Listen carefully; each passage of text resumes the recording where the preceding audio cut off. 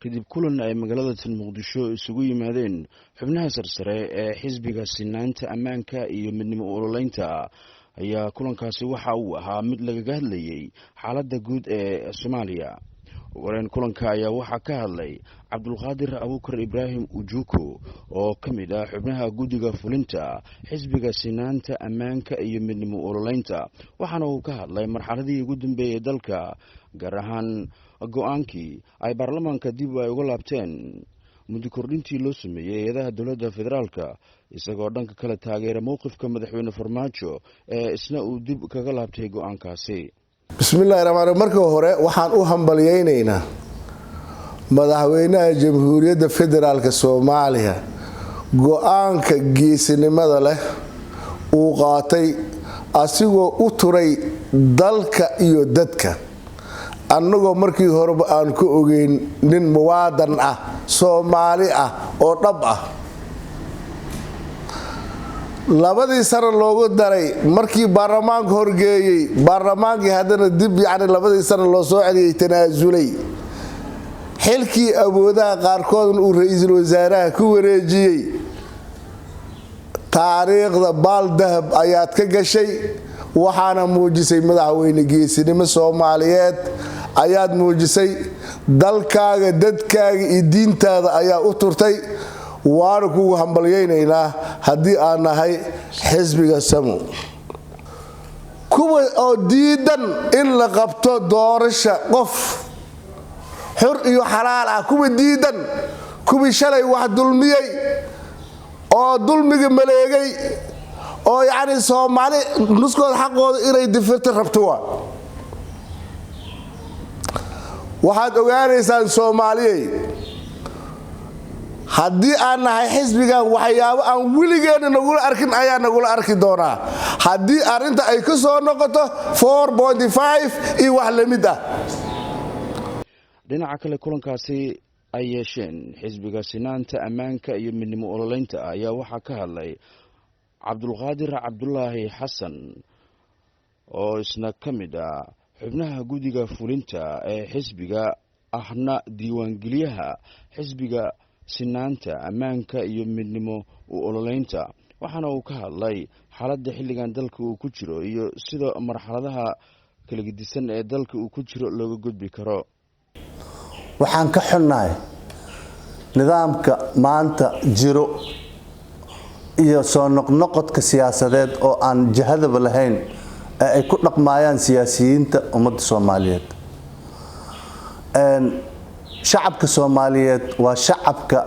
dulqaad badan, tanasul badan, wax walbana asaga ayaa bilaaba oo tanasula. waxaa jiro dhibaato badan ayaa maaragtay burburka Soomaaliya kadib gaaray shacabka Soomaaliyeed. waxaa ku dhacay dhibka midkiisa ugu culeyska badan, waxaana dhibaatadaas oo dhan geystay siyaasadda wadanka oo loo jahwareer siyaasadeed oo wadanka loo geystay. waxaan bogaadinaynaa haddaan nahay xisbiga SAMU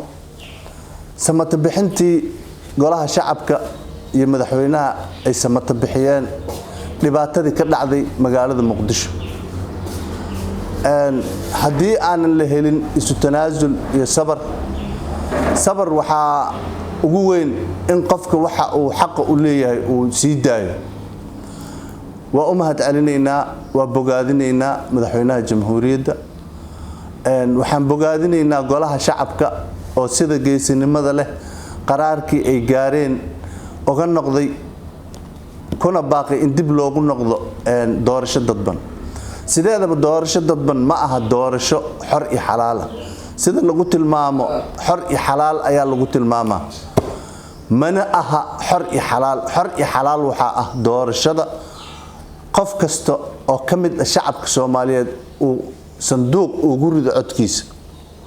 ugu dambeyntii kulanka waxaa ka hadlay gudoomiyaha xisbiga sinaanta ammaanka iyo midnimo ololeynta ugaas Aweys Xuseen Honero, waxaana uu ku dheeraaday xaaladda xilligan dalka ka jirta iyo sidii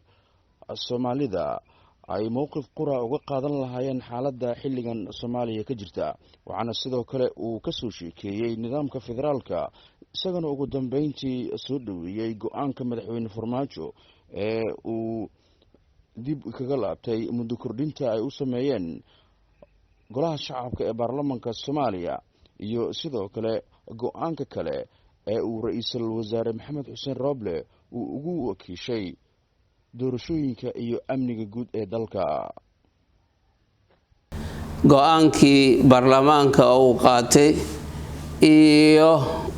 madaxweynaha dalkana asku raacay waa go'aan u baahan in loo hambaliyeeyo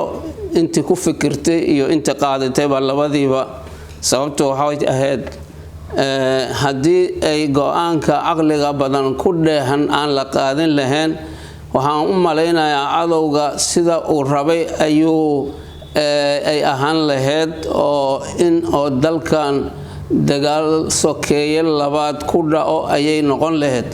laakiin ilaahay baa waafajiyay marka ilaahaygii waafajiyay marka hore aan u mahad celino aan dhahno alxamdulilaahi rabbil caalamiin dadkiina go'aankaasna qaateen oona dadkii maxaa la yiraahdaa shacabka soo hordhigeenna iyagana waxaan leenahay ajar iyo xasanaad Allah ka siiyo waa go'aan masiiriya ayay qaateen go'aan oo dalka lagu badbaadinayo ayay qaateen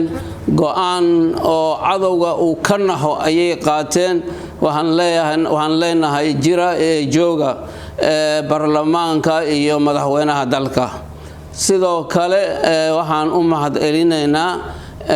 ra'iisul wasaarihii xilkii loo dhiibay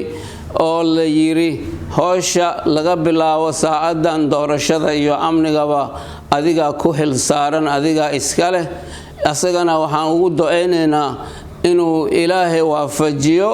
oo jidka toosan oo dalkan lagu badbaadin lahaa inuu ilaahay ku waafajiyo ayaanu ilaahay ka baryeena sababtoo asagana aadami waaye qaladaad badanna waa dhici kara inuu ka yimaado balse sidii ay u abaareen madaxweynaha dalka iyo